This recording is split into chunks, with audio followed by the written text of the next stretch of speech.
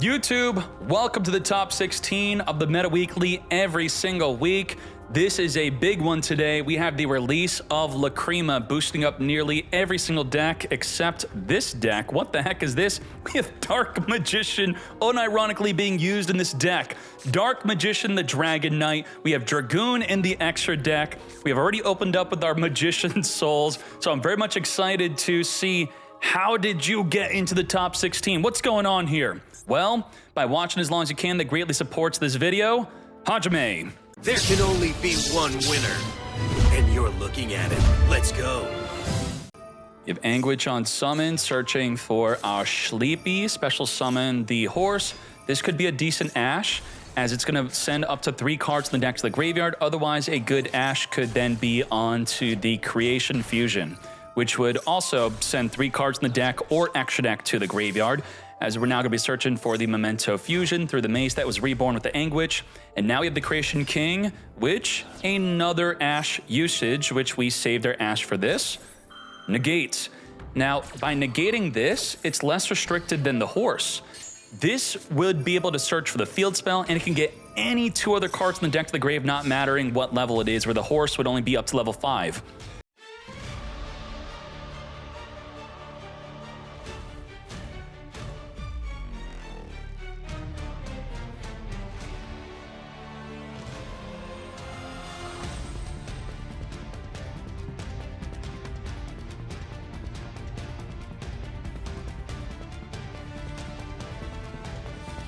What are our forms of disruption here? Should we just scoop as we top deck a Dark Magician, ultimate wizard in terms of attack and defense? I don't think that's going to be too helpful here. With our triple monster negate Apollo, alongside that we have Baron de Floor negate anything. We have the Memento Fusion, which will be able to pop multiple cards in the field into a Guardian Chimera. We have Combined Creation, which could summon the Anguish, which could search a Mace, which could steal a monster on the field until the end of the turn, so that's going to be up to 6 disruption. And if we're able to summon from the deck a Twin Head, then pop it, then pop multiple cards, it doesn't look like we potentially have that play. It looks like we have about only 6 disruption. I know, disappointing. Preparation of Rites, grabbing from our deck an Illusion of Chaos, which usually the main goal of that is to be searching for a Magician's Souls, but which we already have, so we could be baiting it. But in Dark Magician, we could search for a Magician's Rod instead. So we don't want that. Either add a Rod or Magician's Soul, and we have so many negates, why not just negate early? Negate, now down to 5 disruption. As I said, the Anguish was searching for the Mace. We're going to use the Ash Blossom to negate the Bone Party, at least attempt to do so, as the Apollo now negates the Ash, as the Bone Party is going to summon from the deck a Memento. Pop an Anguish to summon the horse. That's going to trigger the Acheron to reborn, trigger the field spell to also reborn another body. We're gonna have a ton of bodies in grave. Let's go. And there's the Acheron. Nice. Let's Magician Soul it up. We're gonna be sending a Dark Magician from the deck to summon a Dark Magician. Dark Magician Typhon, my favorite play. Now, what should be noted here is the Baron de Floor cannot negate, Apollo can, but you can just go to battle and wipe out the Apollo, which is probably what we're attempting to do. By declaring battle phase, the opponent will only be activatable within the main phase to fusion summon to try to stop this Typhon. How do we do that? Well, we're going to come forth and go into the Creation King, which also can't activate to pop cards in the field because of the Typhon. So Typhon is going to potentially go through, but what we also did is we made room to Mace steal the Typhon. Yoink. There we go. Yup. Your Typhon is mine until the end phase, but that still shuts down the Baron de Floor and the Creation King. Now it doesn't, because we just tributed it off to ensure that the Baron de Floor and Creation King will now be activatable. As the Creation King could pop 4 cards on the field, up to 4, and Baron de Floor can negate anything. So we tried our best, but we are a a Dark Magician deck. Blue Eyes would actually be a good deck. Unfortunately for the Dark Magician player, the newer Dark Magician cards, which I have yet to look at, which I need to, that would likely be making Dark Magician so much more top tier in the near future. Yikes, Stroll is a blowout, is it? As we add a Magician's Soul from the deck to our hand, Droll and Lockbird. Here's the problem. If you finger my Droll, I could have another Droll, and that's right, I could activate that other Droll, and it will resolve. Then the first Droll gets negated, does not matter. The Call by the Grave Finger does not negate lingering effects, and the lingering effects is going to be up here. So watch once the Droll hits there, big problem. Yep, there you go. Let's resolve it, and let's get lingering, just like that, lingering effects. And we also have the lingering effect of Droll being negated, but the other Droll is still there, and it's good. You can't add. But we can look at your hand and return back in the deck. Get that full out of here. As we have Magician's Souls, which is going to send a Dark Magician from the deck to the grave to then summon that Dark Magician sent from the deck to Reborn. As we drew a Swarm, banish the Magician's Souls. We're going to turn this into an I'm Duck. Why would you do this? For the Anaconda. For a fusion summon, for a Dragoon. Let's get to it. Red Eyes Dark Dragoon is here through the effect of Droll and Lockbird. We do not care. Now, what is crazy about this? Cannot be destroyed by card effects, cannot be targeted by card effects. So one of the best outs to this card is an Access Code Talker. Access Code Talker is going to be big enough to just attack right on over it. But beyond Access Code Talker outing this, if your opponent activates anything, we could discard a card to negate the activation, destroy, and then boost permanently by an additional plus 1,000. We got that one discard ready with the negate. Abdullah, triggering Sleepy to send from the deck to the grave, and Dragoon says, I don't really know what you're doing there, but I mean, you really went out of your way to do it, so it had to be good, right? Well, it was good enough to end your turn. Now, why didn't it gain the attack? It has to destroy the card in order to gain the attack. So if it's not in the hand or field, on the resolution of Dragoon to destroy it, no boost. And that does include, let's say, if you activate a Snake Eye Ash to tribute itself and summon from the deck, or if you activate Ash Blossom from the hand, sending itself to the graveyard, Dragoon will not gain the boost because the card's no longer there to destroy. Tract being added through the Engraver. We do have an Ash Blossom as our only form of disruption. If we didn't use it on the Tract, we'll likely be using it on the Requiem to summon from the deck, which is going to be about right now.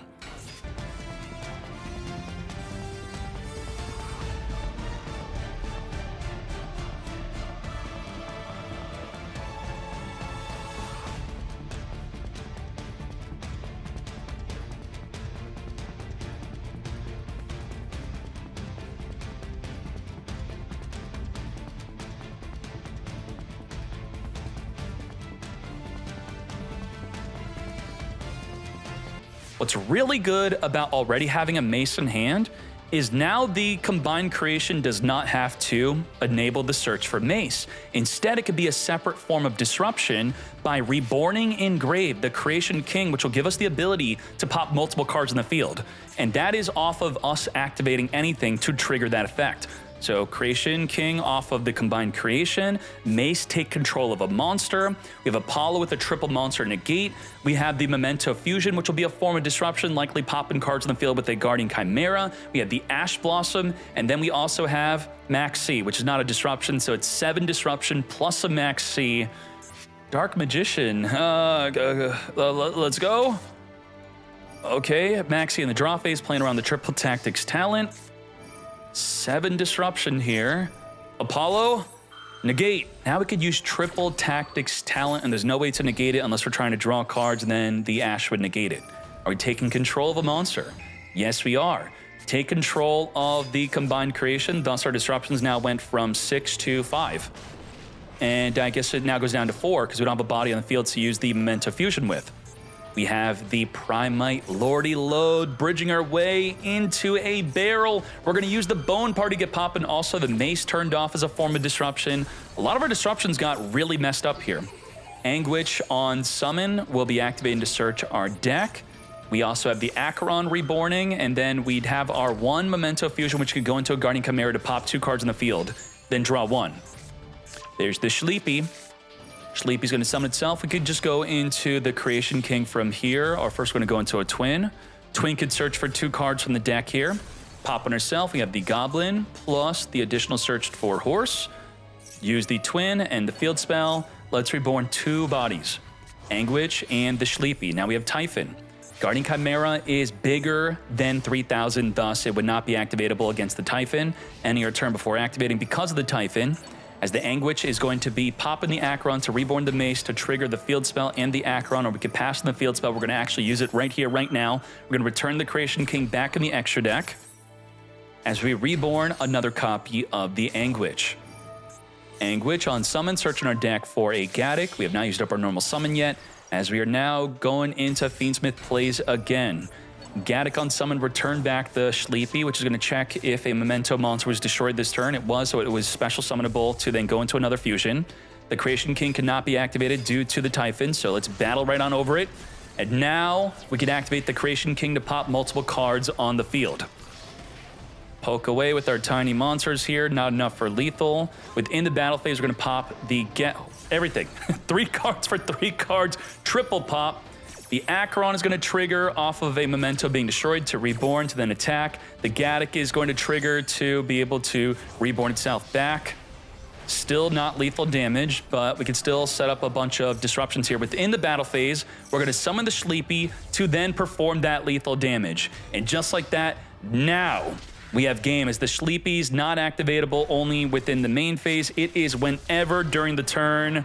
Wham bam, thank you ma'am. A great showcase of Fiendsmith bridging its way into the Memento plays. Begin. Load, Ash, negate, no search for you, mate, but I already have Barrel, so jebaited. But we could use Veiler onto the Barrel, or instead of Barrel set a Drill Beam, we're gonna go right into our Fiendsmith plays. Requiem summon from the deck, a Lacrima. Lacrima is going to send from the deck an Engraver. And I think this brings up a good question now of if we use Veiler on sequence, what if we now use Veiler on Lacrima if they don't have an Engraver engrave? That may be another option to use your Veiler on to cut them off early. We're going to summon into a Necroquip Princess. We have the Engraver reborning itself onto the field. And this is another big issue here. If you don't properly toggle off and set the correct in-game settings to make it so you don't have an animation on the special summon of an extra deck monster, which I do want to showcase that right now because it is very much important, that is not the summon cut in. I know you like seeing the animation of the character on screen, that's fine. But the special summon animation is bugged. See how I have it turned off? If I have it turned off and you have it turned on and you toggle off your Veiler and I summon in a Requiem, your field's gonna light up. It's gonna tell me you have an effect Veiler, even though you're trying to hide it. And what am I gonna do if I know you have an effect Veiler? I'm not making sequence, I'm making Caesar. Your Veiler is now crap. Or I'm play right into it. I guess we didn't see it. Necroquip Princess would be another way to see the Veiler. Negate! Did we have a Caesar option in our extra deck? We did. Maybe Snowy had the option turned off and was just hiding it really well. Or we purposely ate the Veiler to go into other plays. I wouldn't think that Little Knight is considered really our other play, but that was the option you wanted to be thinking about there. What is this? We have Lacrima returning back the Requiem, come forth, as the Requiem is now another form of disruption. It could summon Lacrima to then send a Paradise from the deck to the graveyard. And now that I'm thinking about it, is this a Blue Eyes deck? I saw the Primite cards, I assumed Blue Eyes. I look at the extra deck, it's not Blue Eyes. We got Fiendsmith Primite here instead. We're gonna use the Ultimate Slayer to spin back the Requiem. It's only activatable in the main phase, so it at least ate up an Ultimate Slayer, which also results in drawing a card here. Let's Lubellion search our deck as we pass on using our Ash. We have Denko Sekka, which would have turned off any back row cards like a Drill Beam, preventing it from being activatable. We have Magna Hut within main phase 2, because we didn't want to summon it during the battle phase to then use the effect of Little Knight to banish away the Denko Sekka. In the main phase 2 play, Chaos Angel, banish away. I love that idea of Denko Sekka shut off the back row and then go into a Chaos Angel. And how good is the Chaos Angel? If you click on it, not from the graveyard, it has to be from on the field, or also not in the dual log. I hope Konami fixes that. You'll see the effects that are being applied are lit. Otherwise, they would be grayed out. It is unaffected by monster effects, and all your monsters cannot be destroyed by battle. Very difficult to deal with. Now, Drill Beam, being a core part of our deck, will be one of our main ways to specifically deal with it. Primate off the top of the deck. Barrel is here, setting up the load. And if we can't stop the load, which we can't, we now have the outs. Drill Beam could reveal the barrel in hand, banish away the Chaos Angel, just like that, be gone. Drill Beam, really good against Floodgates, really good against tower-like monsters, including the Borland Dragon, and Dragon Link is also now not as good. Chain the Max C in response to the load, summoning from the deck into a Psy-Frame Driver. You have Druiswarm banishing away. The proudest of them all is now banished. You what, mate? You have Drill Beam activatable, plus Ash Blossom and Nibiru, so triple disruption. You essentially have two control decks just going at it. Druiswarm sending the driver to the graveyard. Drill Beam still activatable because we have the barrel in hand. Negate and banish. And waiting for the hard once per turn effect of playing a regain into the back row before attempting to banish it. So we have 2 disruption left as the Ash is negating the attempt to search for a Bystial. I already have a Bystial in my hand, but it's not a Magna Hut. The Magna Hut is in grave here. Druiswarm banishing away the driver. All the normal monsters are now banished? That's it? Are we out of normal monsters? It's a normal monster deck. And what we accomplished here is now the Drill Beam cannot be recycled through the barrel, adding back to the hand because there's no normal monster. Now, that's what we think is happening. We don't know that there is a barrel already in the hand. So there goes that play of stopping them from recycling Drill Beam. Lordy load, search our deck for... What are we stopping? What are we stopping exactly? Was this just searching for a barrel? I mean, Drill Beam is already in the grave to be reset. I feel like that was a really weak negate.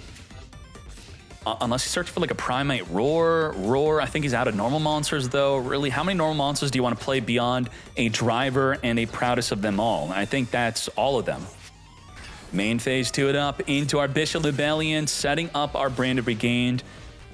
We are in the grinding wars. We're going to grind with Drill Beam. We're going to grind with Regain. Who's going to outgrind each other? Well, if we could Drill Beam banish the Regained, then we turn off their form of good grinding.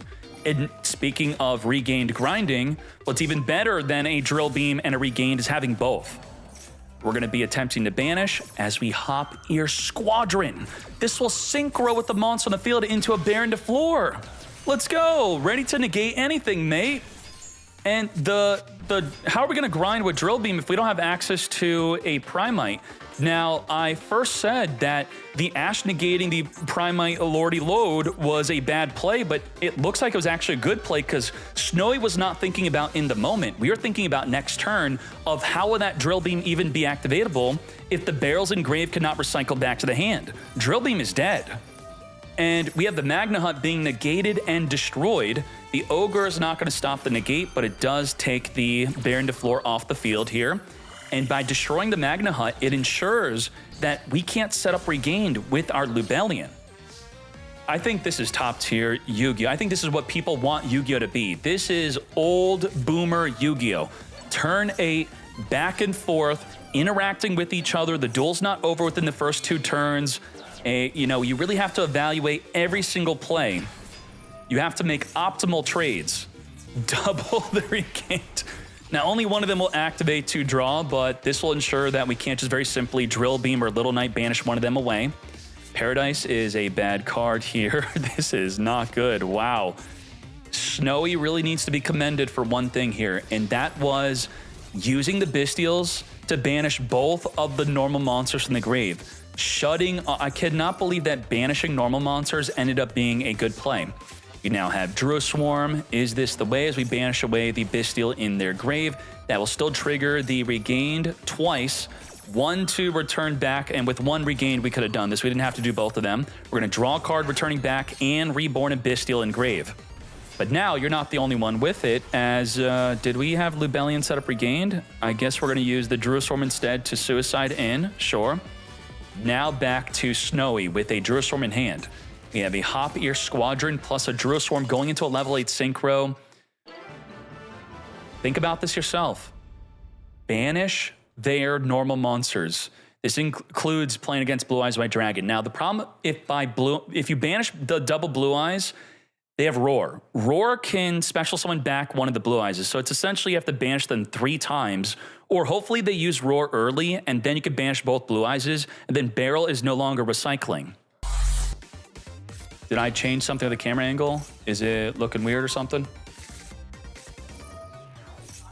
It's just on the other side of the screen. That's what happened. Mastodon pushed out an anti-cheat update today, and it's detecting OBS as cheating.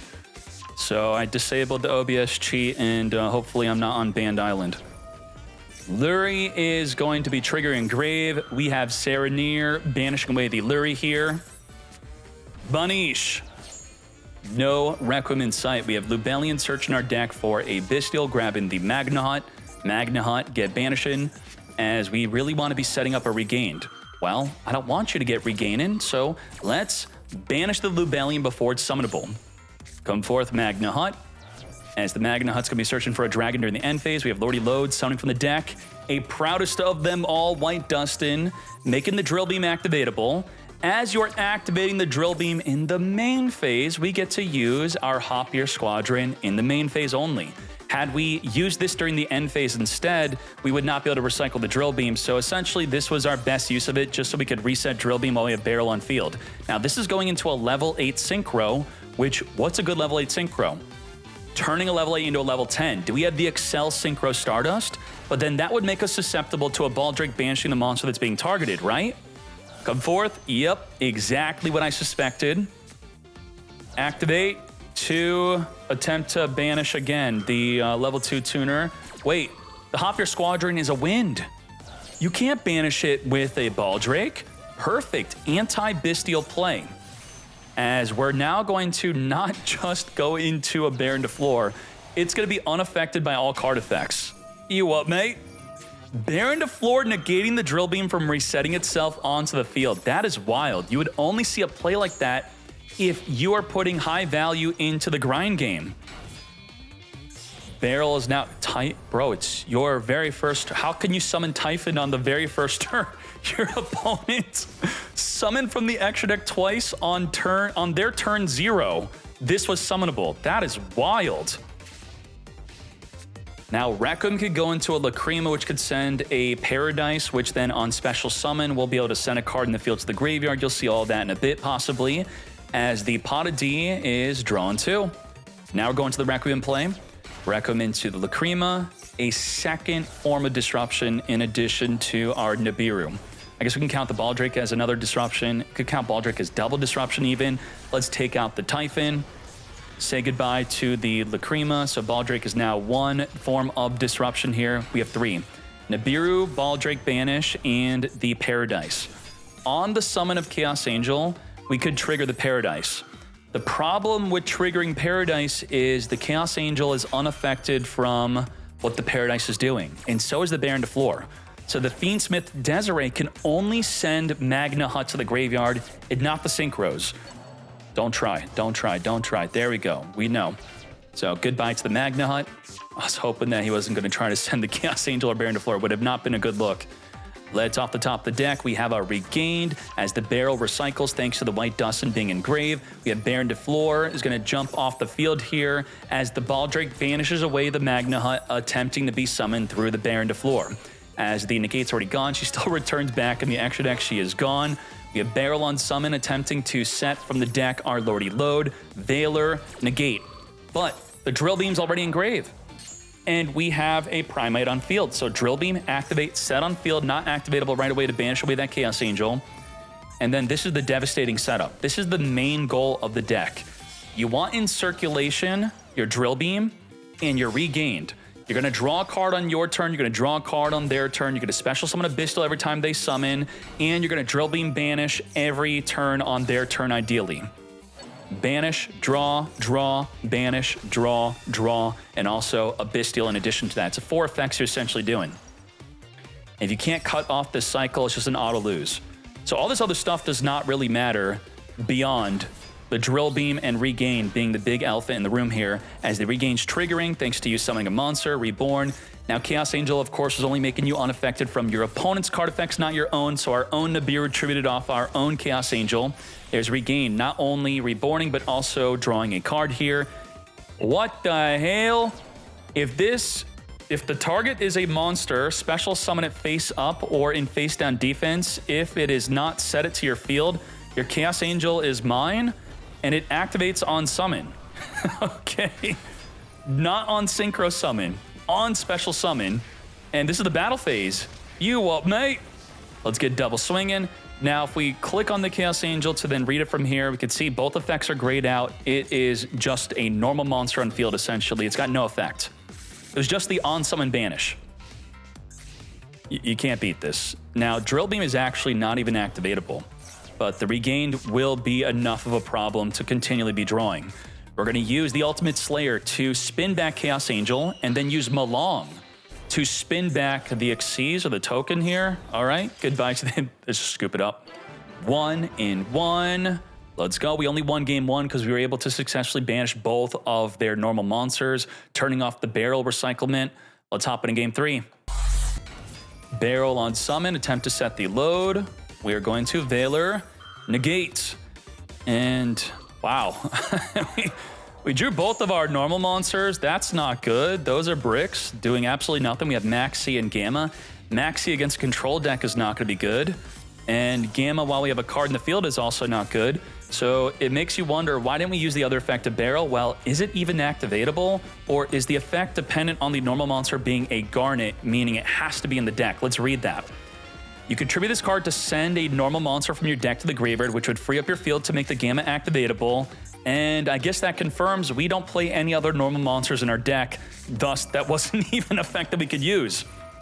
We're going to Maxi in response to the Magnahot special summon. We got the Hop Ear Squadron, which is pretty much a turn 1 card. You set up something on turn 1, then you synchro during the opponent's turn.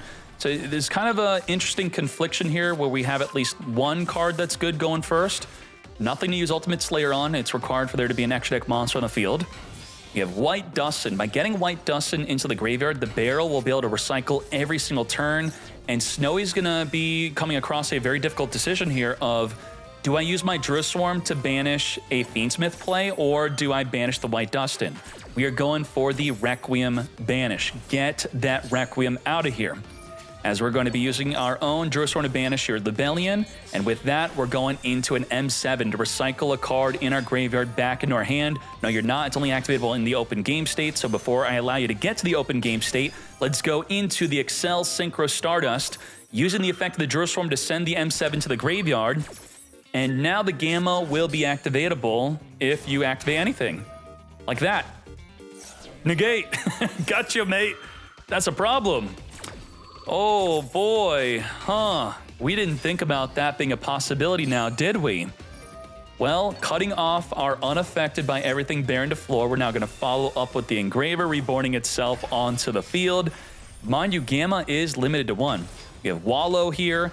Wallow's going to target a card in your opponent's graveyard, and then you could return it in the deck, or you could summon it, and we're going to summon it. Because the Magnahot on summon is going to gain the effect of searching for a Bystial during the end phase. So we have Baldrake plus another Bystial we're going to have at the end of the turn. Little Knight on summon's going to do nothing here, as we have Little Knight Chain Banish, Libellion for next turn follow-up, and our Baldrake Banish from the graveyard and Baldrake Banish from the extra deck. This is triple disruption. We have Ultimate Slayer, which is going to spin the Little Knight back in the extra deck, and we're going to draw a card.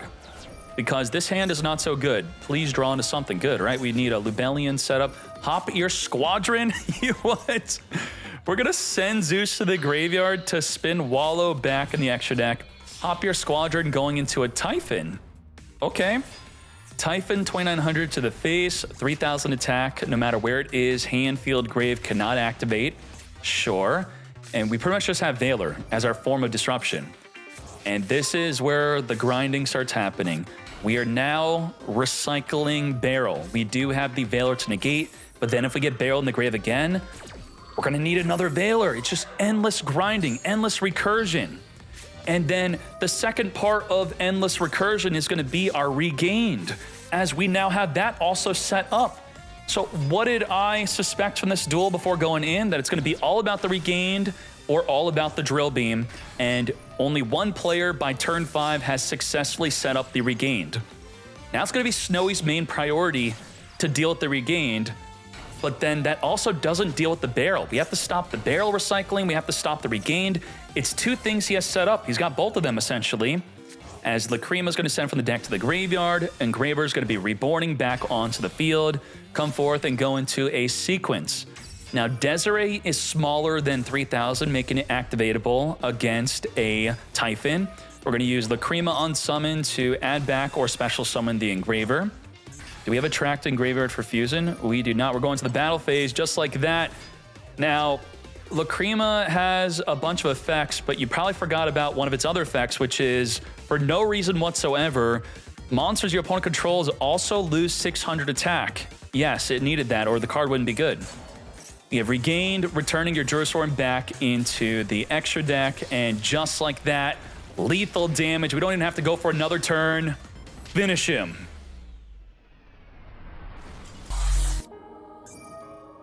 Grass looking green. We're going straight for the grass into Ash. Negate. Not today. You're not going to be milling from the deck. Let's follow this up with Branded High Spirits. Reveal the Albaz to send an extra deck monster to the grave.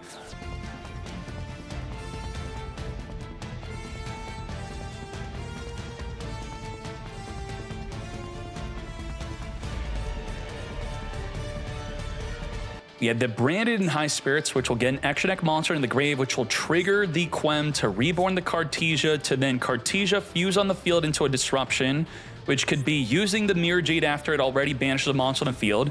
And then we could use the Branded Lost to search for a Mercourier. That's going to be a triple disruption. We could then use the Albaz Engrave to reborn it with our Rinbrum to fuse with the opposing player's field. That's a disruption. And then what you fuse into is a disruption. It's about 5 disruptions I'm counting. A lot of it is quite conditional, which could get quite confusing when playing against Branded or even playing as Branded. So let's see. Can we make use of 5? There's the Mercourier, which I was saying off of the Lost, but we could just search it off of the High Spirits here.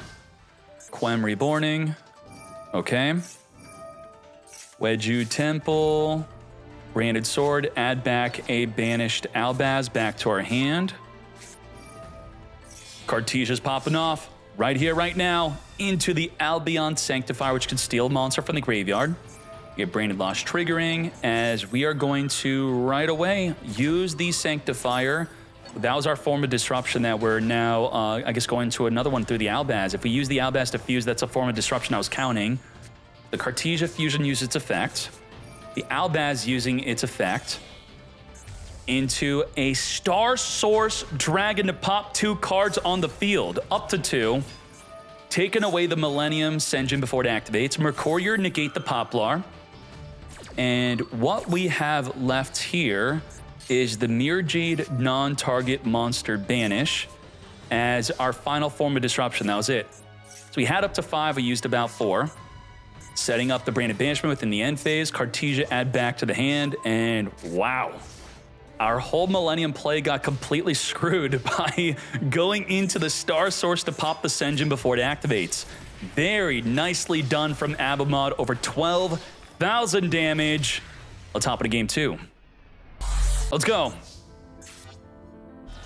Gonna discard the Ogre, come forward Diablo Star.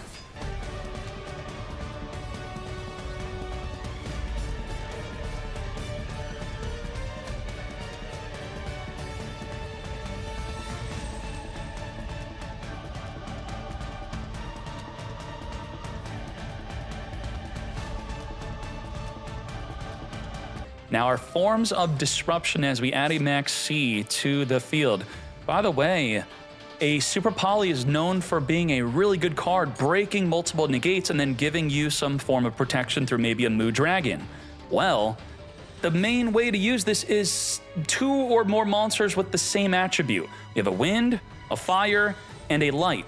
Well, we have 2 fire, but these aren't even the disruptions, so we cannot even fuse with the Apollo nor the Desiree. The Apollo being 2 monster negates, the Desiree being 1 negate, and then we have the Masquerina, which could go into a Little Knight Banish, Little Knight Banish. If you Desiree negated first, you could use the Desiree with the Masquerina to then use the Desiree to send a card in the field to the graveyard. We then have the Promethean Princess in graveyard, which will pop on special summon, in addition to our Max C. 7 disruption. Oh boy. Aluber searching into an Apollo negate. The Thrust can add a Branded Fusion or a Grass Looking Greener directly to our hand. There's the grass. But the Desiree is going to negate the grass, right? It's got to. Negate the grass. Super Poly Mate. Now, this is beautiful. While there isn't another light monster on the field, Alibur can specifically fuse into a monster that requires a light monster, and the Desiree, similar to the Apollo, does not negate until on resolution it checks, do we still have a Link monster equipped? If not, because it's off the field, well, it then does not negate the grass looking greener. So we had 6 disruption, now down to 5. Going to the Coritis. We have the Desiree, which will be activating. The grass does not get negated, as we said. So let's talk about all the cards we have milled here, because it is a lot. Oh my Jesus. Look at that. Oh my Jesus. That is a lot that we're now going to be greatly benefiting from. Let's go. We're going to send the Retribution from the deck to the grave, which could recycle a branded spell or trap engrave back to our hand. We got the Branded in white, which is essentially a branded fusion if most of your deck is already in the grave. We're going to fuse with an Albaz and Nibiru going into the Albion branded dragon. All under Max C, though. Apollo, negate, as we have Coritis to... Woo! Coritis stopping up. I feel like I have never seen this been used like this. It's obvious that it turns off Apollo, but Apollo has to try to negate something else, then you reduce Apollo to 0 attack, then it doesn't negate. Why isn't this more normally seen? Holy moly. Let's banish from the graveyard, come forth into Rinbrum. What do we even have left? We have Apollo, Masquerina, into Little Knight Double Banish, into the Ash, and an Ogre, because we can keep on drawing thanks to Max C. No search for the Mercurier. The Flameburst is going to be reborn in the Masquerina. Now we have a problem. The Rinbrum, when a Link monster activates, negates, and then spin a card back. The Masquerina is tied to 2 forms of disruption. Negate and spin back mate. Let's Ogre, chain pop. So what we have left is literally just Promethean Princess and nothing else. We have Branded Opening protecting us from getting popped by the Ogre. We use the Rinbrum to return back the Flameburge. Promethean is still activatable thanks to the Nightmare Phoenix. And our final form of disruption is the Promethean. We had 7, then we drew into an Ogre, so we had 8. We then drew into an Ash, so this was a turn of 9 disruption, now 10 because we drew into an Effect Veiler. 10 disruption, and it looks like we're getting clapped. The newly drawn Veiler, negate, Lubellion. And from 10 disruption, we now have 0. Nada, gone, it's all gone. Take out the Apollo, say goodbye to the Masquerina. Not quite lethal damage here. As we're gonna main phase 2 into Verte Anaconda. What stops you from summoning Anaconda? If the turn you activate Branded Fusion, you can't Anaconda. You also can't Anaconda if you activate Branded Opening. You also can't Anaconda if you activate the Fusion Deployment. Those are 3 main cards that turn off even being able to summon Anaconda. We're going to Wanted Seeker, grab a Diablo Star from our deck here. Let's send a Fusion Deployment itself to summon Cartesia from the hand. That was something. That was kind of interesting. Okay. We're going to set up the Branded Sword into our back row. Cartesia, add back engrave back to our hand. Branded High Spirits. Again, this is main phase 3 as we activate a bunch of effects here. What are our disruptions? We have Rinbrum, engrave, plus an Albaz, which should be here somewhere. Wait, where's Albaz? I don't see Albaz engrave for the Rinbrum to summon to then fuse to the opposing side of the field. That is a situation now, isn't it? We have Cartesia, which could fuse into a Grangrenol. Grangrenol could then send from the deck to the graveyard. So let's see what happens from here. So seemingly it doesn't look like we really have much disruption beyond the Cartesia fusing possibly into a form of disrupt, which could be a Dragostapelia. Do we even play Dragostapelia? I don't think so. We don't. So Cartesia is going to be now fusing with the Anaconda into a Grangrenol. Grangrenol itself is not a form of disruption.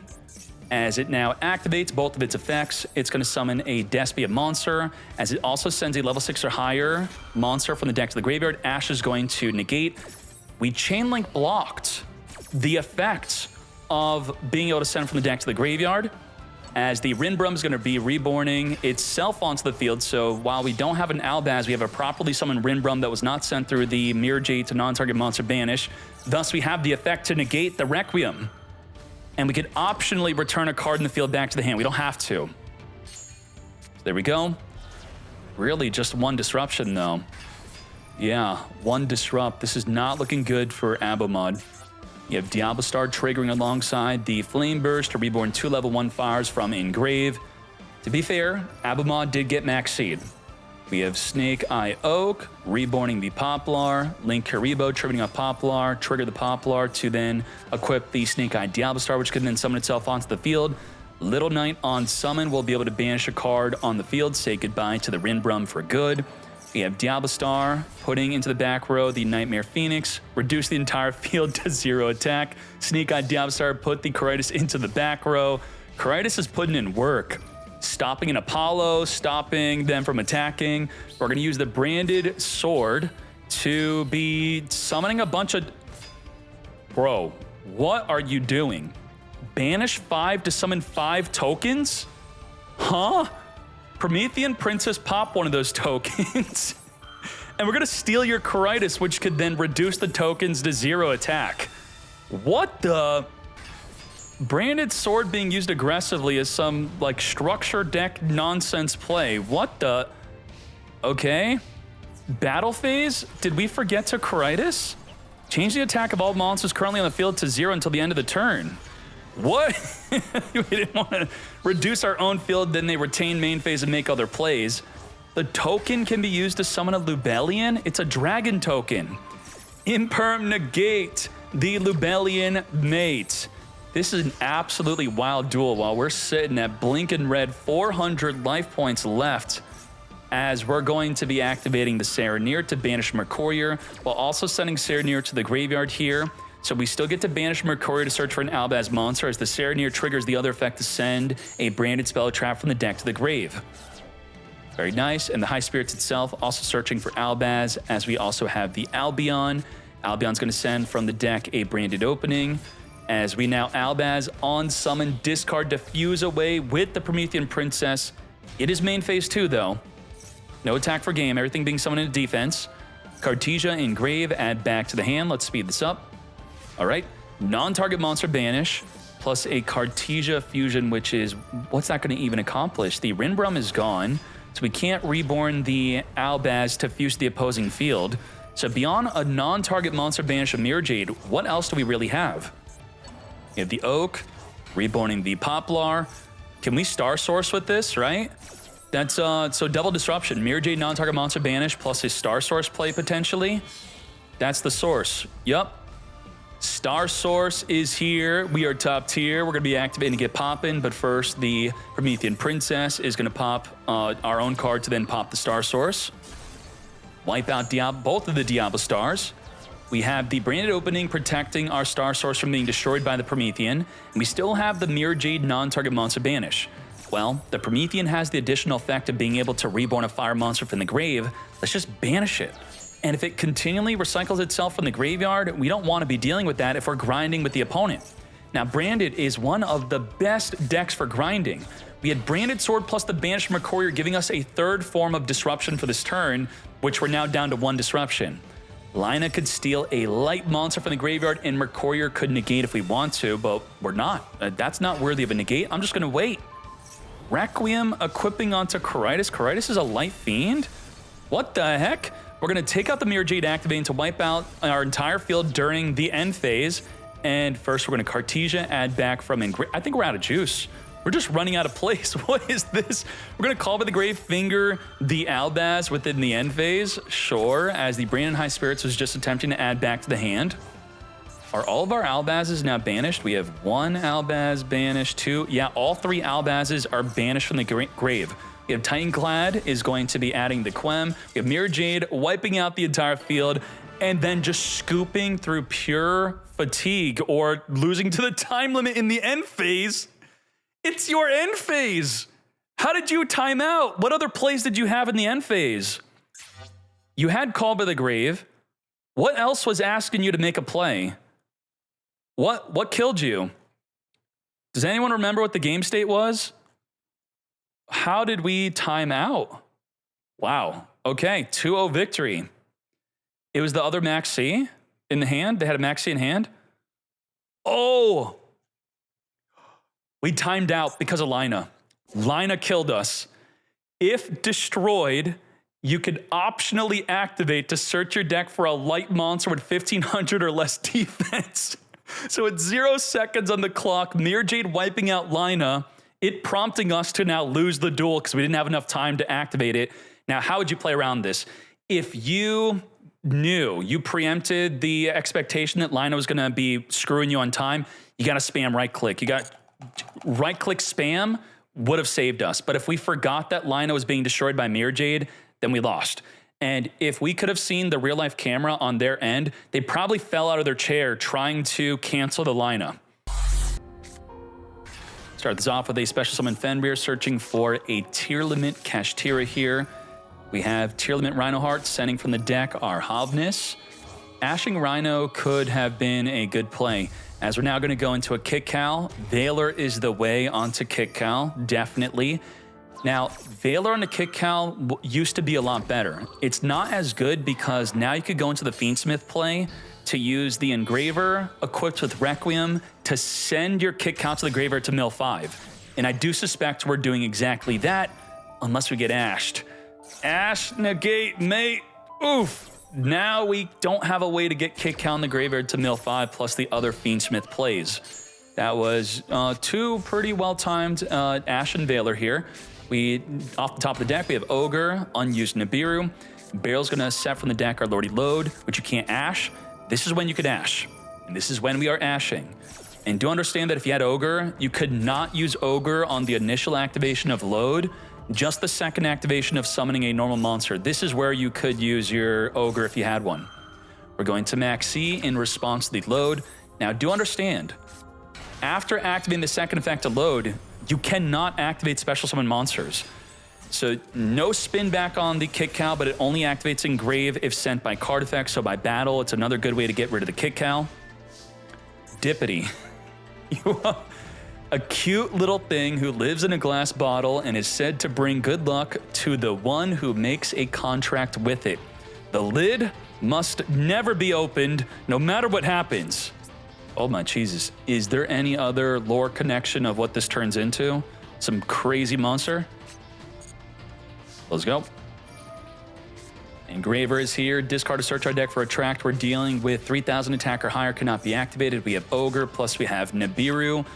Ogre can be used against Desiree attempting to negate something, and then the Desiree doesn't negate, and it's sent to the grave, but it then triggers to send a card in the field to the grave.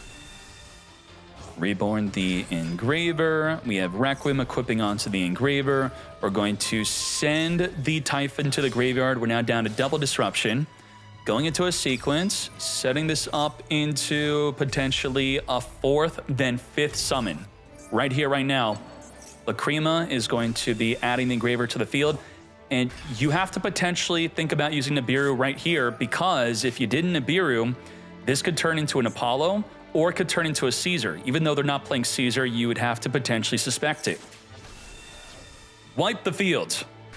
By the way, I've been playing on TCG simulators, and I hate the new Nibiru. It looks so bad. I'm sorry. I don't know if that's a bad take, a hot take.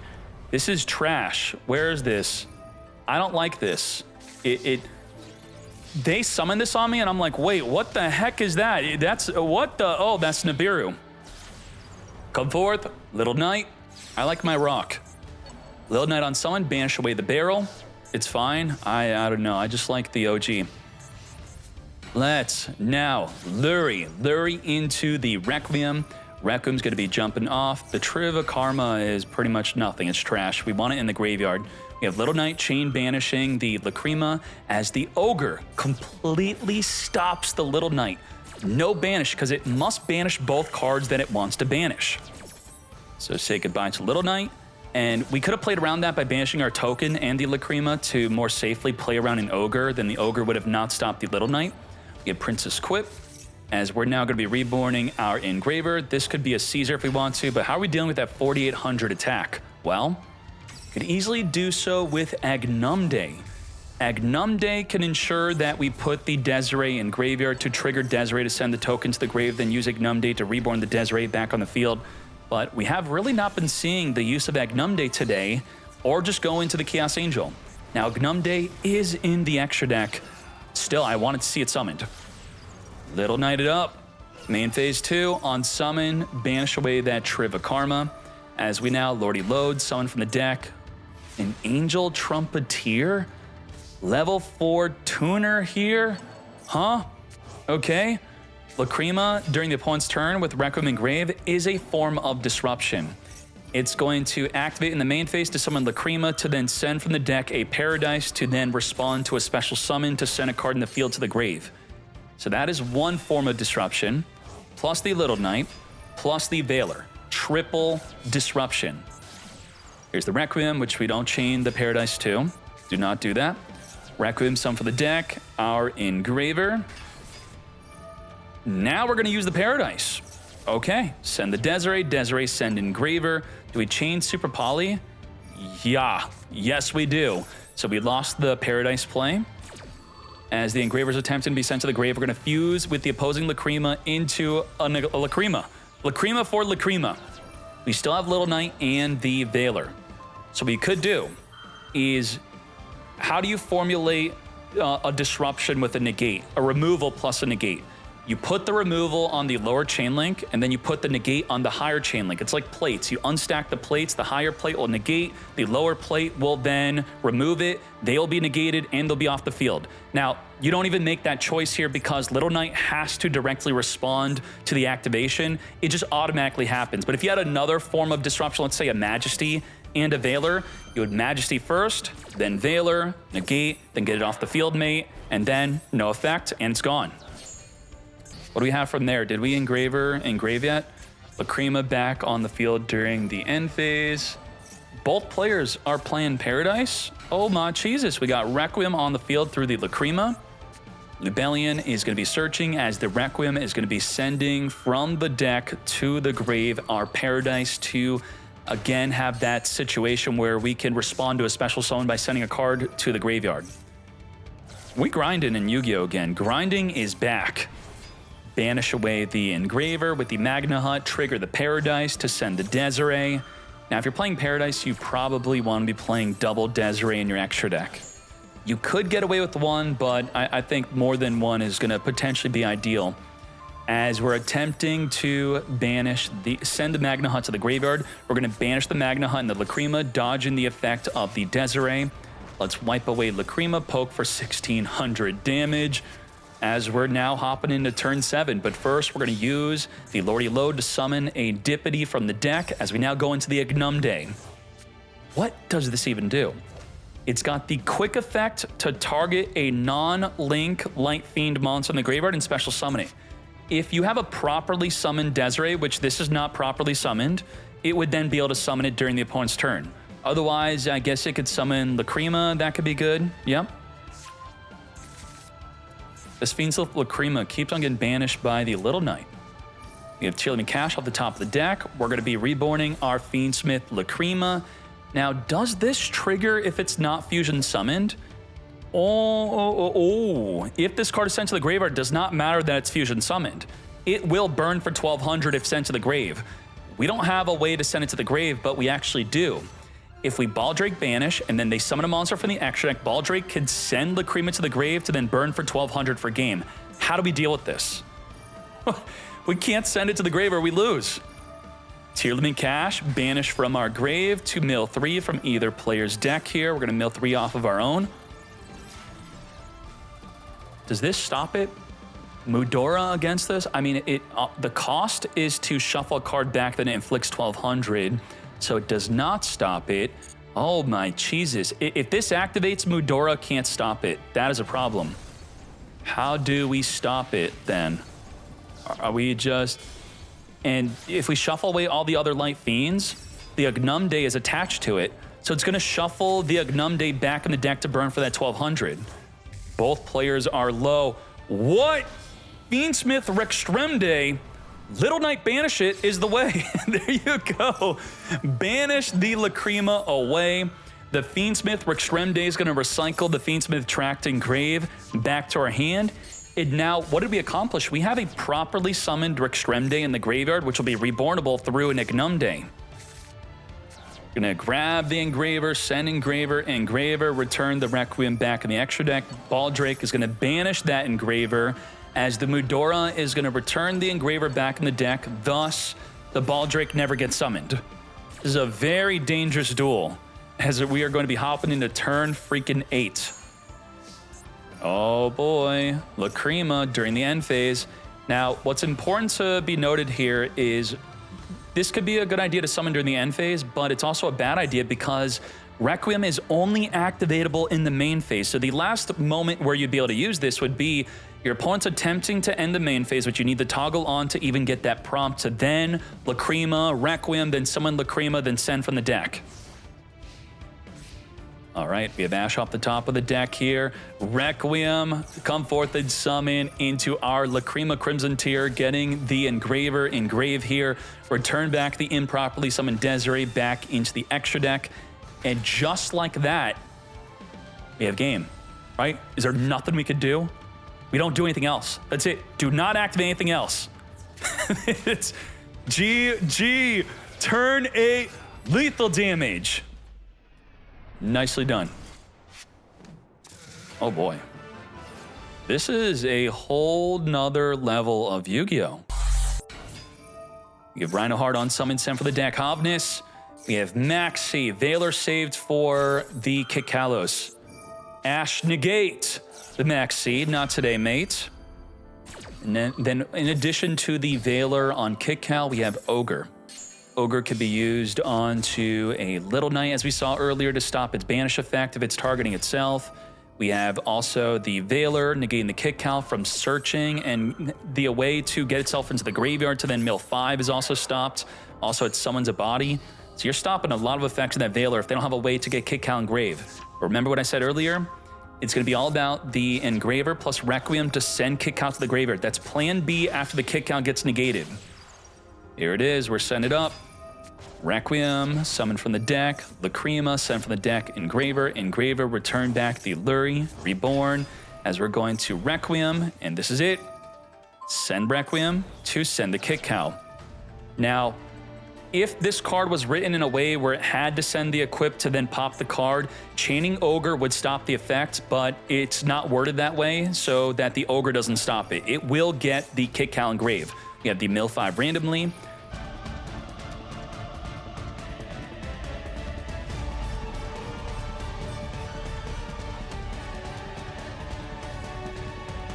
We have the ability to negate anything.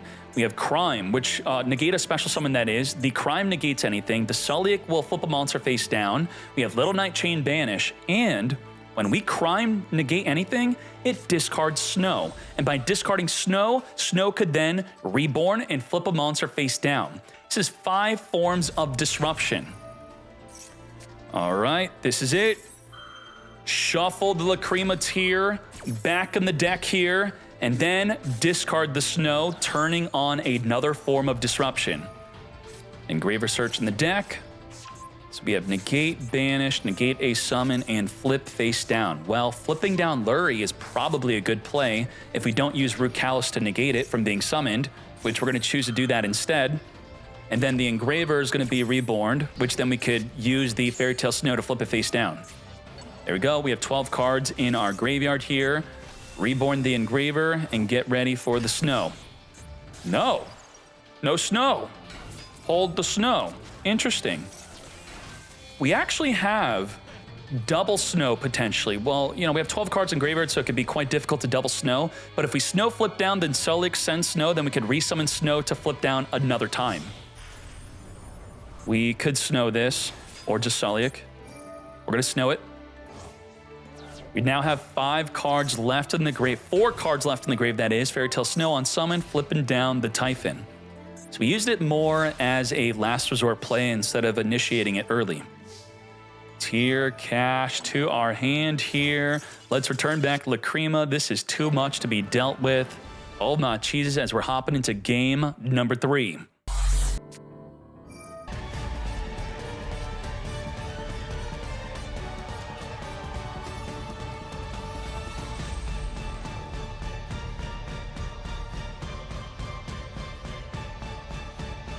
that was a turn. We have Negate with Baron to Floor, and with Super Poly, we're looking for 2 monsters of the same attribute. Unfortunately, there's Dark, Light, and a Wind. So Super Poly is dead. So option B, if we can't fuse with their field, is to get our own monster on the field that we could fuse with them into. Tearlaments Grief is going to essentially Foolish Burial a Hovness from the deck into the graveyard. Now, what's really smart about this is I think a lot of people maybe would have opened up with Rhinoheart first. If you know the opponent's playing Bystials, don't put a monster on the field. Think, can I trigger a fusion without getting a body on the field, which then turns on the Bystials to banish our in-grave fusion attempt? Bystial's hard counter Tearlament. But in this instance, can't Bystial. Hovness fusing with the Rhinoheart. You know, we had to give up that normal summon. It's unfortunate. It does look like we just missed out on it, as the Kit Cal on summon will send or search for a tier card, and then we're now not able to... I feel like this was a good Super Poly that we missed out on. Had we Super Poly'd, it would have dealt with the Little Knight, it would have triggered Kit Cal to mill 5, and get Mudora in the graveyard. Right? The mill 5 play is now gone. I feel like Super Poly was an incredible play there. Why didn't we do it? Tier Cash is going to be banished from the graveyard to summon in mill 3. We've got our 3 cards engraved now. Normal summon Mudora, the Explorer into Moon of the Closed Heaven, Moon into the Requiem. Requiem jumping off into a Crimson Tier. Crimson Tier, Lacrima, send Engraver here. And we have so many Bystials. Why not? Just one of them. Fire it off. Banish, the Engraver.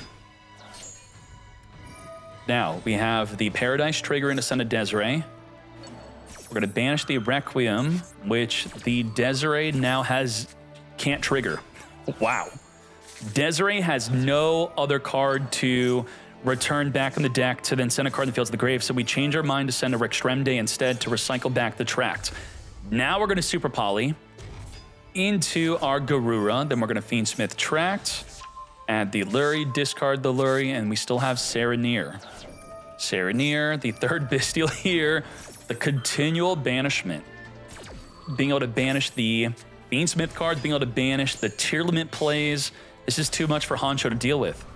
We have Little Knight on summon. Have we not even used Baron to Floor yet? We have Garura, Chain Link blocking the Little Knight. Baron to Floor is negating a draw. We're going to Little Knight banish itself plus the Serenir, and then we're just scooping. Even though we had that good Chain Link block of protecting the Little Knight, thus the Baron to Floor would be banished, what do we do from there? The Regained alone, just not being able to get rid of it, is too much. 2-1 victory. We have Mermail Abystius, which is going to be summoning itself onto the field here as the Ash Blossom negates its effect to search for a level 4 or lower Mermail. We're going to call up the grave, finger that Ash, not today. And also the Abyss Shrine is the ideal Ash, but then they could likely rip the Ash out of your hand before you could even use it on her. She's going to summon a giant fish from the deck or search for level 7 or higher. I guess we're not playing the giant fish that summons up to a ton of fishes from the deck. It's essentially a junk speeder, but for fishes. We now have Neptabyss Prince, which is going to send to search. We have Deep Sea Diva. This is definitely a different way to play this deck. Much more different than what's been topping in the TCG and even the OCG. So I commend Psychic for choosing his own path, because this is a bit wild. We're now going into Lancia. Okay, we're going to use the Mermail Shadow to boost up the field. Or level 7s can become level 7. That's not a boost. Sure, just change the level 7, but it did trigger to then search. We now have the Ice Jade Ran, which normally goes into a level 10 Synchro, but in this case, we're going into a rank 7 Xyz. To then reborn a monster, now going into Banned in the TCG, Banned in the OCG Dweller, which could turn off the entire graveyard. So Block Dragon can't trigger. And we now have the Poseidra Abyss. You want to get it into the graveyard. And once it's in the graveyard, it's going to discard a card to then reborn up to 3 cards. 1, 2, 3. Let's go. Searching the deck for what? I don't remember anyone playing that. We have Lavertu Dragon. You're not searching, are you? You're actually searching with this. This is a crazy deck. What? Most of these cards people are not playing. Special Summon Atlantean or Mermail from the graveyard here into the Mermail Abyslacia. Wow, that was a turn. So by activating this right away, we're now in a floodgate situation. Nothing in your grave can activate. The Lancia and the Mermail Abyslacia cannot be targeted. The Abyslacia can send the prince to then search for a Mermail, which will then trigger to reborn a monster from the grave. It's not going to be a form of disruption, though. I don't think so. We do have Imperm. We have pop up to 2 cards in the field. We have Lancia, which could turn into a form of disruption, and we have the Floodgate. So, this deck's going to be mostly about floodgating them in some way, whether it be through the Dweller or through a Barrier Statue, which maybe Psychic's not playing Barrier Statue. Atlantean searching for the heavy infantry, and now this turns into a disruption, where discarding the prince would not be good, discarding the infantry now pops a card in the field. We could also draw a card with the Abyss Shrine in grave, another form of disrupt. Where is it? Is it used as an Xyz material? It's gone. Is it under someone? It's here. So there it is. If it were in grave, you could draw a card by discarding the infantry. Trigger the Lancia, summon from the deck the General Reiho, which will force them to discard a card every time they activate a monster effect. Setting up the Wakashi, we're going to use the Heavy Infantry effect, discarding it with the Mermail Abyslacia to search our deck for a Mermail to pop the Wakashi. Just like that, on a separate chain, wipe it out before it activates to search the deck and summon.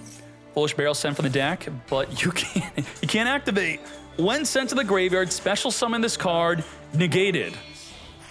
As we go into Granite to search for a Block Dragon that we already have, right? What else are we searching? Imperm, negate. Now we could follow up with the Block Dragon, but one of the best abilities of Block Dragon is searching for up to 3 cards from your deck. Come forth, Block Dragon, which of course can't activate. Azza can't activate, nothing could activate. The Reiho floodgated us, the Dweller floodgated us. We got super floodgated. All right, we do have Droll. Droll is our whoa. Kokamira Guardian Pass. Well, this is a downside to sometimes expect with playing a 60 card deck, which is what this deck is. You know, bricks will happen.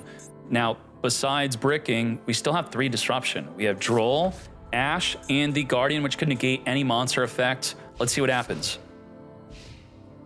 All right. We have the Abystius discarding the Dragoons. We're going to be searching our deck for 2 cards here.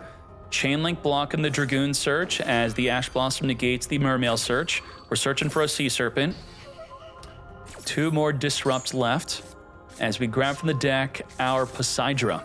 Drone Lockbird has been used. You no longer can add from the deck. We're going to send the infantry. Guardian's going to negate the Poseidra from being summoned, and then the infantry has nothing on the field to destroy. We have not even committed to our Deep Sea Diva yet. And now we whip out the Diva with no more forms of disruption left. We're going to summon the Shadow Squad, go into the Anemone. Let's get to it. Let's do it. I think we're flaming on. Let's go. Shadow Squad is on the field. We are now going to be reborning a monster from the grave. The Poseidra that was stopped from being summoned is now back in the field. 8,700 damage on the field. Just like that. Lethal damage. A deck that's doing well, going first and going second. Nicely done. Can't wait to see more in the top 8. Tracked, adding our Lurie here, which we could be chaining the Droll and Lockbird right here, right now. Droll is good against Fiendsmith if they open up Engraver. Engraver, add Tracked, then you Droll them, then they can't use the Track, then they can't reborn the Lurie. But if they go into Moon in the Closed Heaven through another way or open up the Tracked, then you're going to see that Droll's just not that good.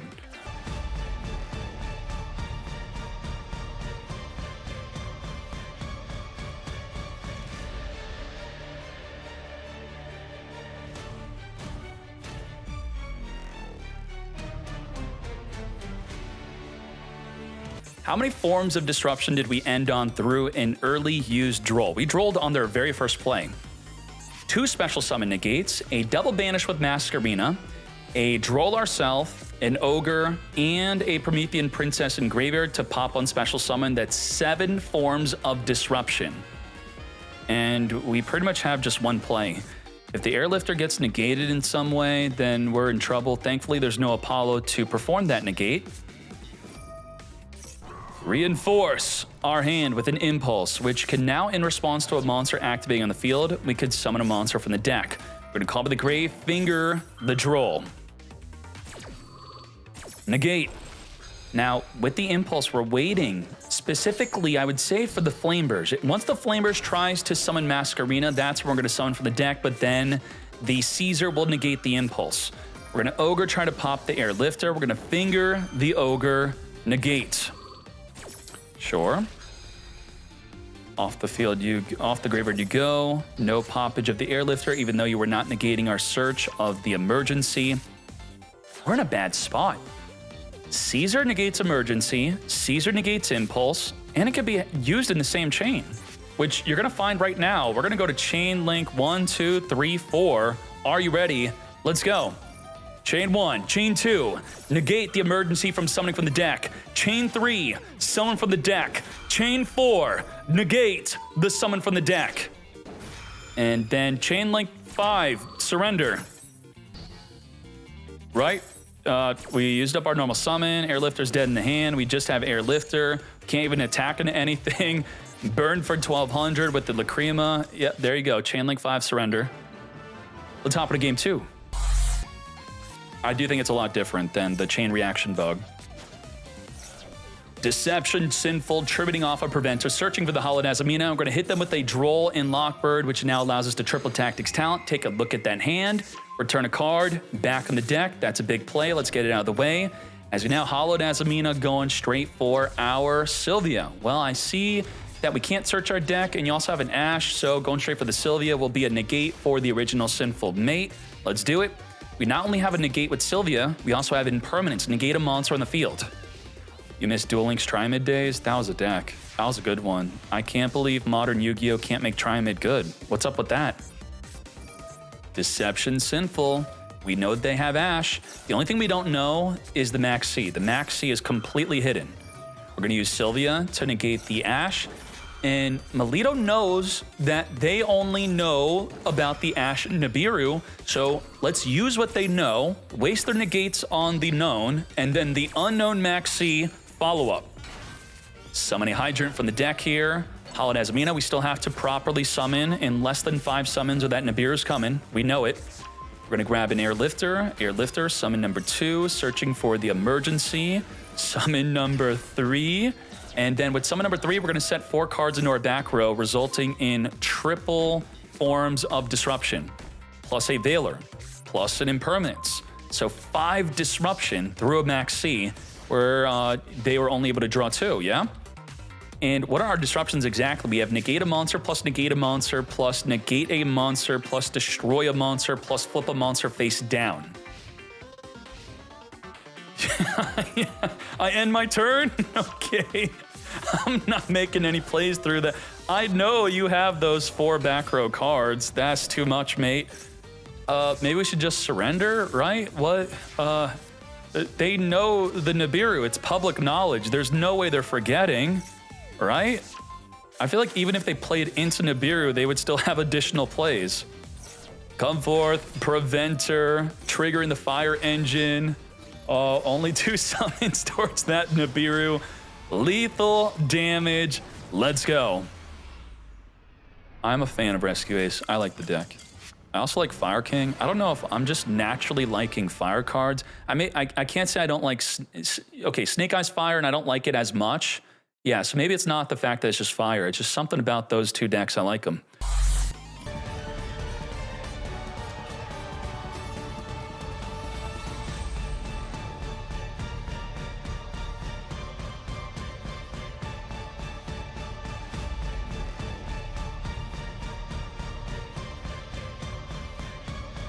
What did we accomplish?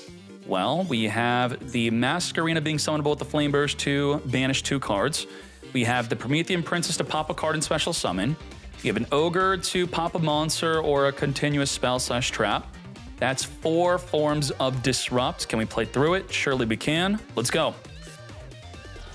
Discard Extinguish to summon our Diablo Star.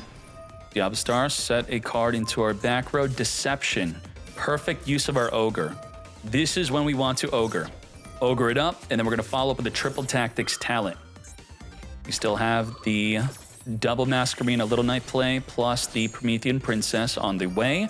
Triple Tactics talent, take control of a monster. I mean, it's like, what, we gotta summon Masquerena, right? Well, now, if we had Divine Temple, we wouldn't have to summon Masquerena because Divine Temple would then trigger later on to summon the Masquerena. And now the Triple Tactics talent could just take the Masquerena. So part of our 3 disruptions, 2 of them being tied to Masquerena, means take the Masquerena. It's mine. I'm also going to chain Max C. This is looking really bad for Melito. Draw for the Masquerena, and we'll also draw for the Promethean, which will inevitably be used within this turn. Yup, so 3 disruption now down to 1. Sunlight Wolf. Ooh, Sunlight Wolf, we're cycling back the Ash Blossom, so now we're back up to 2 forms of disruption. Little Knight is going to be banishing away the Sunlight Wolf. We're not using Promethean Princess, which the Little Knight can essentially negate, and also they would draw for the Maxi if it were to go through. And just like that, the newly added back to hand through Sunlight Wolf, Ash Blossom negating the Tract. You still got Promethean, which Little Knight can completely circumvent. We're going to banish, summon our Preventer. Emergency is going to be activating to reset the Extinguish, making it activatable. We have the Deception into the back row. Now, if we had a Hydrant, destroying the Flameburge could be a good idea, as the Hydrant gives it the additional ability of the Flameburge not being able to activate while in grave. But if we did allow it to activate in grave, they would be potentially summoning bodies under your Max C to maybe draw into an additional play. Now, beyond all that, we have Little Knight, Chain Banish. We have Preventer, which can't flip a monster face down unless we have another Rescue Ace, but we do have Extinguish, which will just very vanilla-like destroy. No additional effect without the Hydrant. Destroy plus Banish. There goes our Banish. We just have Destroy, and Flameburge would like to be destroyed. So we don't even activate the Extinguish. Extinguish is now not activatable. It doesn't say control a Rescue Ace monster card. It says control a monster specifically. And if you've been noticing with some newer cards, they are specifying monster card versus monster, which are very different. We have Link Karibo here. This finger, I don't know why is it up. It's not even usable. 0, nada. Phoenix on summon will also draw a card. Pop the back row, draw a card, chain link block from an Ash, even though they have no cards in their hand. As we are triggering the Flameburst to reborn it up. This is all in main phase 2. Didn't I say this is not looking good for Melito? What happened? Ash being added back with Sunlight Wolf changed the entire duel. That was the play. The huge play, huge twist. Come forth, Apollo. And now we're dealing with triple monster negate plus a Promethean Princess pop on summon. Hydrant triggering our Ash being summoned from our back row. Apollo negating the Hydrant. And, I mean, scoop phase, I think, right? No, we do have Engraver, right? Typhon? Wait, we have no Light Fiend to reborn the Engraver with? We do not. Engraver can't even freaking summon. What the? And the main counter to Typhon being Promethean Princess, as the Typhon requires an open game state to even activate its effect. Thus, it just turns off your ability to summon for the rest of the turn, as it just dies to a Promethean. And just like that, Melito completely turning this duel around with the added back-to-hand Ash to negate the Fiendsmith Tract mate. Not only did we negate Tract in the moment stopping Fiendsmith plays, but that also turned off future Fiendsmith plays, as the Engraver was the only Light Fiend engrave. Incredible use of that Sunlight Wolf. Let's keep on going. Begin. Unicorn is here, grabbing the Birth here. Ogre can be used on the Birth, attempting to reborn the Unicorn, which will likely be happening. We have Food Loss attempting to draw per summon from the deck or extra deck, as the E-Teleport is summoning from the deck. We are going to negate with our Ash Blossom mate.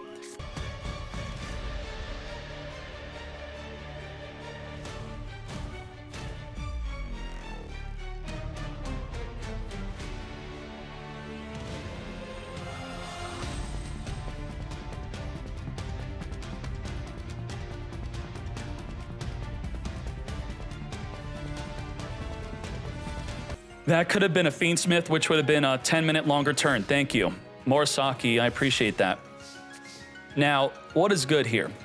What's not good is there's a Unicorn and a Baron to floor to use the Super Poly with. That's unfortunate. Now, the Psychic and Punisher, while your life is less than your opponent, this Synchro Summon card is unaffected by activated effects. We're quite a bit lower than the opponent.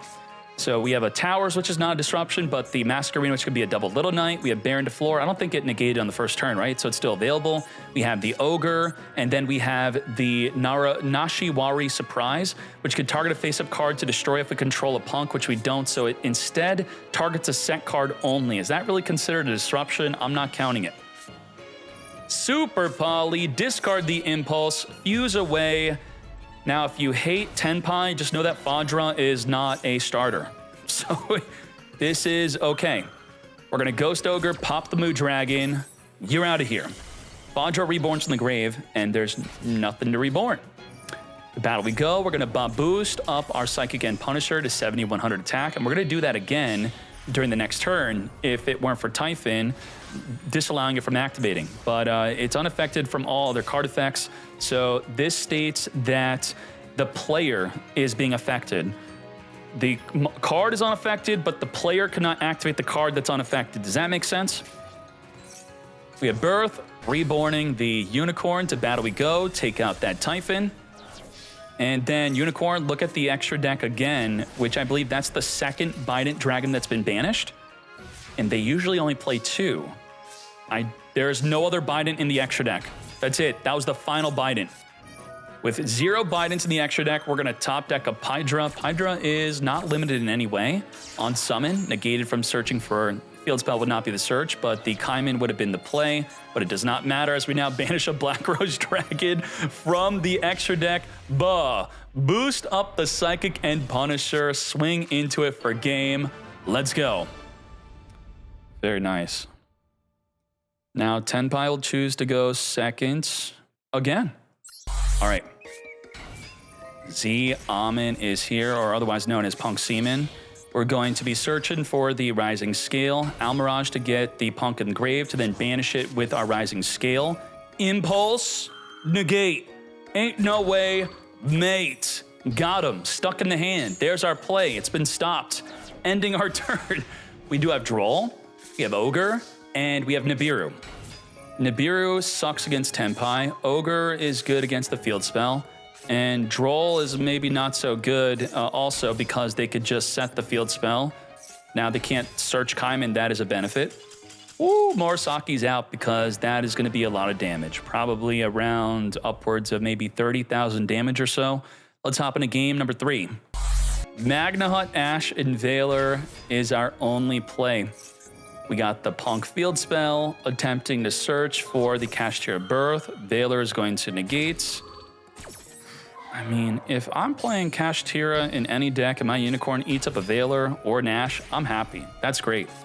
Ash is going to negate the Punk Seaman mate, but you got you baited big time because I already have the Rising Scale in my hand. Didn't even need it. I was going to draw a card. Let's further go into a Baron to floor against the Magna Hut, which now is no good.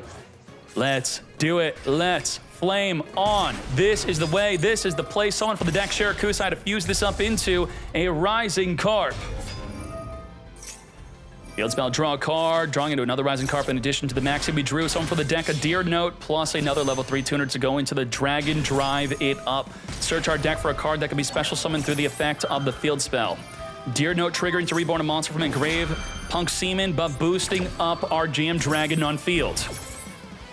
This is the end for Tenpai as you know it. 7,300 damage on the field, we could do better. We are going to banish from engrave, summon from the hand our other Madame Spider. As we now make a Jam Fever, an additional monster negate. Let's turn this into an amazing dragon. We're going to use the effect to give it the ability to attack not once, but twice within the same battle phase and not onto just monsters. 10,000 damage exactly, plus an additional 3,000 lethal damage, just like that. Let's hop on another match. Tenpai is done. Blue Eyes on Summon Sage, searching for our Maiden. If you have Ash against Sage, I would recommend saving the Ash for Wishes, because They're pretty much guaranteed to be searching it unless they play around Ash and choose to not search it. We have the Spirit Link, reborning the Blue Eyes White Dragon from Engrave to trigger the Maiden to also summon alongside it.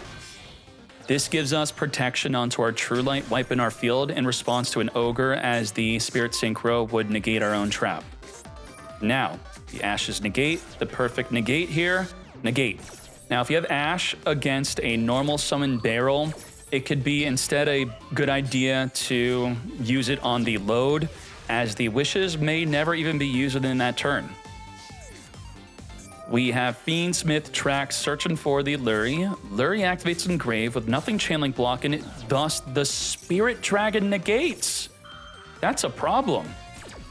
Negate the Lurie. And that's not even considered really a form of disruption, it's just an extra benefit. Now we, in addition to that, have Ultimate Spirit. We have the Veiler negating the Celatrice. Negate. You can't negate the Veiler. You're still negated. You're going to see why right now. Spirit Dragon jumping off the field for that Veiler negate to stop the Call by the Grave from fingering the Veiler. And now we have Ultimate Spirit, which states your opponent cannot banish cards in the grave, so the finger has been nullified, Celatrice has been negated. We have Ultimate Spirit Dragon to negate a card on the field, unless there's Typhon, which turns off Nibiru and the Ultimate Spirit. Spin it back into the extra deck, poke for 29, then end our turn with no other forms of disruption. Typhon generally is only good if you have a bunch of hand traps or other forms of disruption. Otherwise, it's really bad. It's bad. It's just another way of just extending your loss. We have Blue Eyes Spirit Dragon here. Bingo! What the? Reveal 3, then randomly add 1 to the hand. Randomly add the Roar. As let's roar it up. Reborn the Blue Eyes White Dragon. Trigger the Maiden. As it's a hard once per turn effect, we use it on the opponent's turn. On our turn now, as we now turn this into a Tyrant Dragon. With a Trap Engrave, we could recycle it back on the field. As we continue to make our plays, let's set up a ton of disruption here, which, I mean, tracked again. Engraver, if it were to activate Engrave, would just be negated by a Spirit Dragon. Any other forms of disruption we have here potentially? And if you did not get the memo, the Lightstorm Dragon is now here, ready to pop back row cards. It's great. I'm gonna grab it, Engraver, discard Engraver, activate Engraver, Engrave to then negate it. We know it, you know it, everyone knows it. Let's hop into game number 2. Engraver opener is super top tier, as we may potentially use Ash here. Yes, we are attempting to do so, but we do have a Call by the Grave to finger that C. Now, Rixia is happy about that because if you have them finger your Ash instead of your C, you protected your C. But unfortunately, they got 2 fingers. But they do have a Veiler and Impermanence. Like, holy moly. Ash, Veiler, Maxi, Impermanence, Quadra hand trap. What sucks about the hand is they do have a brick. So if they don't draw into an opening play, which they have so many, they're going to be in big trouble. Just like that, we have our Maxi getting fingered. Negate. We still have 2 more forms of disruption. And then hopefully we draw into what? 1 of 3 barrel, 1 of 3 load, 1 of 3 sage, 1 of 3 maiden, 1 of 3 wishes, times 3 of the 5 cards I named. That's a lot of 1-card plays where we're gonna be able to have a great turn follow-up. Let's make our Fiendsmith sequence. You do use your negate on this. Imperm, negate. Now, imperming over a Veiler when you're playing Blue Eyes gives you the option on the next turn to make a Tyrant Dragon to recycle your impermanence. Essentially giving you that +1 disruption. Ooh. What are the bricks in Blue Eyes? Blue Eyes, Blue Eyes, True Light, Brick, Brick, Brick, and we drew 2 of the 3. So when you want to play Magia, you're adding even more bricks, bricks on tops of bricks. We are going to end phase Lacrima summon the Requiem. Requiem cannot activate during the end phase.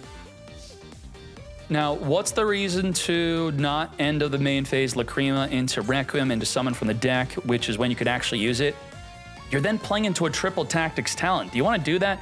If your opponent is ending the turn because their turn sucks, well, they probably have a dead triple tactics talent. Requiem it up, summon for the deck, Lacrima Crimson Tears, send from the deck our Paradise, which is another form of disruption. Veiler, again, negate, and just like that, we're now done. True Light summoning Blue Eyes is not a real play. We don't have Maiden Engrave. It's just a vanilla 3K that cannot be targeted. We're going to fuse up with the field into our Fiendsmith Lacrima. Lacrima on summon is going to reborn back our Engraver as we now sequence equip onto the Lacrima to then send it to the graveyard to make our Princess. Princess and Engraver can go into a Caesar.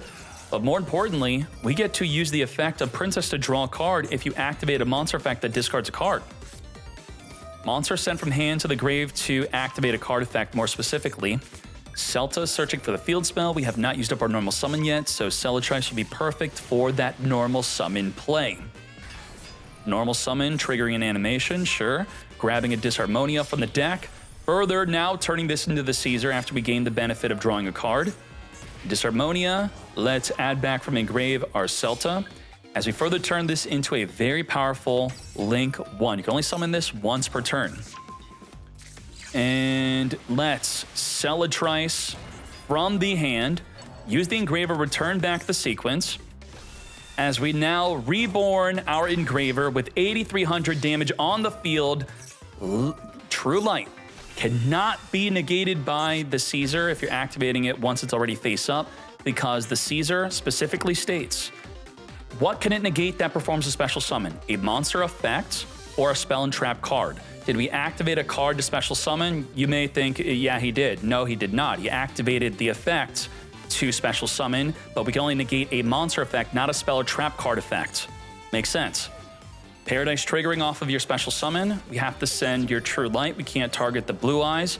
And then the True Light's gonna wipe away your Blue Eyes, and we still have that direct 8,300 for game. All within the attack of the Caesar. And just like that, lethal damage.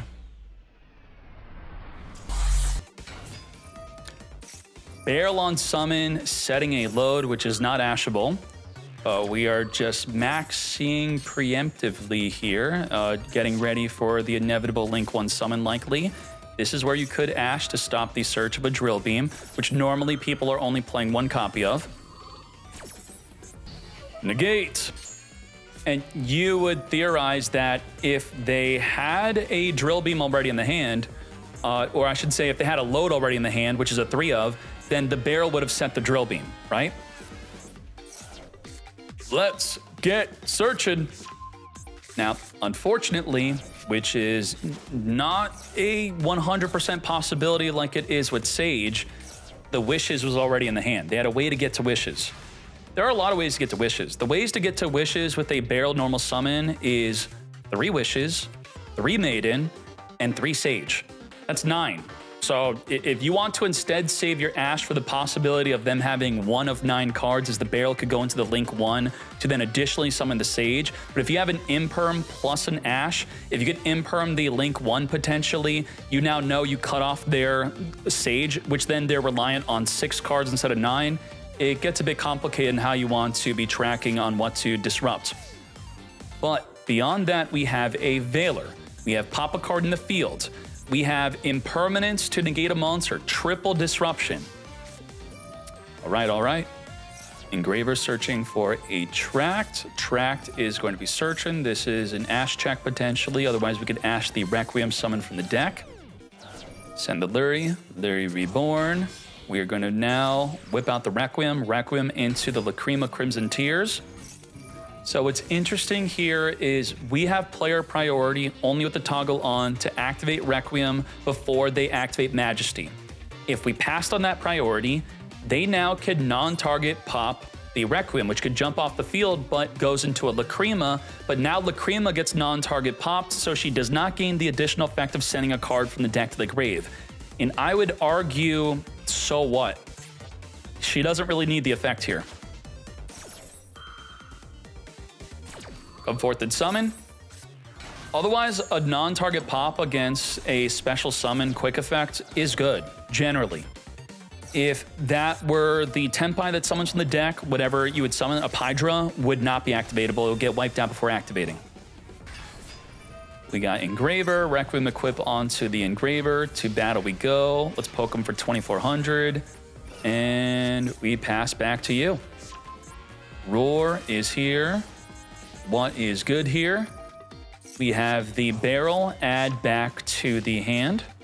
As we now roar it up, summon from the deck Blue Eyes White Dragon. I think I should more specifically talk more about the pop there because it did end them early where they didn't end up on any forms of disruption. I think that popping the monster before going into Requiem would have been better, right? Is that what we did? We had the Lurry, pop the Lurry before they go into Requiem, I think would have been the better play. Do people agree with that? Or I guess the fear was if they were to have another play to go into the Requiem, which would be the Engraver, return back Requiem, return back the Lurry, summon, then go into Requiem, then summon from the deck. But then they already used the effect of the Engraver. They would instead have the, I guess Lacrima Tears would then send a Paradise, and that would be a form of disruption. So in a way, this was actually a great play to stop them from going into sequence if they don't have an additional summon, which they did not, and also stopping them from sending a Paradise to the graveyard. But is it though? We still have Paradise because the Lacrima could go into the Requiem, which could then send the Paradise. So even that is not stopped here if that is the play we want to do. How exactly did we get the Paradise Engrave? It was just in our hand. So the other way would have been Lacrima summon Requiem, Requiem summon Lacrima, then send Paradise. Sorry for being on that too long. I just want to be theory crafting the plays here real quick. Tyrant Dragon, if we have a Trap Engrave, which is the Majesty, we're going to be able to recycle it by swinging over that Engraver before turning the Tyrant itself into another form of disruption. This is where things are getting really bad and dirty for Vaalmoncia. We do have the Fiendsmith in Paradise. Send Desiree to send a card on the field to the graveyard. We can attempt to send the True Light, possibly, to then wipe out the field of monsters. What are we doing? We are targeting the True Light. Now, Tyrant is unaffected by traps. Our own trap popping us, not affecting us, as we now additionally summon a Veiler, go into the Spirit with Eyes of Blue anyway. Spirit with Eyes of Blue, Reborn the Blue, and then trigger the Maiden, and then we have a Spirit Dragon play. With Fiendsmith engine alongside Lacrima becoming even more popular, the Spirit Dragon effect of negating the graveyard is so much better now. Let's take out the Engraver, recycle the Majesty, and then we have 2,700 to the face after wiping out both of their Pendulum Scales with the newly added to Master Duel Lightstorm Dragon. Load, Reborn Blue Eyes. I think we should make a Hieratic Seal here. Not sure why we didn't, but we have still so much disruption. I guess we keep Blue Eyes. We could turn Tyrant and Lightstorm into the Hieratic Seal, that is. But Drill Beam, pop, Imperv Negate, Triple Disruption Mate. Let's go. Activate the tracks, allowing that to go through. We're not going to Drill Beam. Drill Beam. Blue Eyes could stay on the field. Keep Blue Eyes, and you could Hieratic Seal at the other two. Let's equip onto the Lurry, going into our Necrocrypt Princess. Celta is the final card. Let's banish and negate the final card, mate. Negate. Lightstorm has an effect. Is it really that good, though? If destroyed by battle or card effect, you could recycle a card engrave, set it, and then it's not activatable unless you have a normal monster. That doesn't even trigger off of Fiendsmith sending it to the graveyard. And we don't have a good way to pop our own cards. The Majesty can only pop their card and not your own. If Majesty could pop Lightstorm Dragon, thankfully it can't, that'd be setting up some crazy plays. 2-1 victory, Blue Eyes dealing with Lacrima, Vaalmoncia. Let's go. And that is the top 16 as we're going to be advancing into the top 8, starting off with Mermail against Punk in the top 8. You what, mate? Let's go.